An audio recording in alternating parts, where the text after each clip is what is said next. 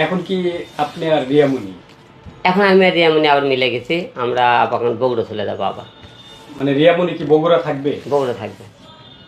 এই যে আমরা কি আবার সোশ্যাল মিডিয়াতে এরকম কোনো খবর পাবো যে না, রিয়ামণি এবং হিরো আলম বিষয়ে মিডিয়ার সামনে আপনারা আসবেন না, এই বিষয়ে আর কথা বলবো না। কোনো কাজ কথা বলতে পারি যে হয়তো কোনো ভালো কোনো কাজ দিলে হয়তো আসতে পারি, কিন্তু এই যে পারিবারিক নোংরামি নিয়ে কথাবার্তা নিয়ে আর আপনাকে সামনে আসবো না।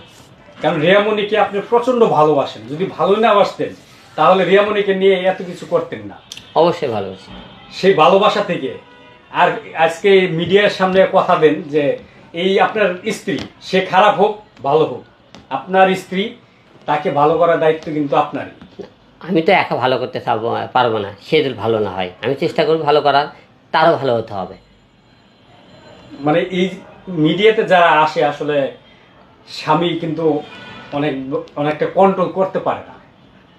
আপনি কি এই রিয়ামণিকে কন্ট্রোল করতে পারবেন সামনের দিনগুলো? আমি চেষ্টা করব। হিরো আলমের প্রথম বউর কাছে ঠকেছেন, এক হিসেবে ঠকেছেন। 3টা সন্তান রেখে সে আরেক জায়গায় চলে যায়। দ্বিতীয় বিয়ে করেছেন সুখের আশায়, সেখানেও সুখ পেলেন না। তৃতীয় বিয়ে করে সুখেই ছিলেন, এখানেও আরেকজনের আগমন ঘটে আপনার সংসারে এলোমেলো করে দিল। সেই ভালোবাসা থেকে কি আপনার এই যে এত ঘটনা ঘটাইলেন? আসলে ভালোবাসা তো মনে করেন অনেক টাইমে কে রাত কোল মানে না, ভালোবাসলে এক ঘন্টা ভালোবাসা হয়ে গেলে না, অনেক টাইমে অনেক কিছু স্যাক্রিফাইস করতে হয়। এই আর কি, অনেক কিছু স্যাক্রিফাইস করে নিজের একটা সন্তানের মুখের থেকে তাকে হয়তো অনেক কিছু মেনে নিই।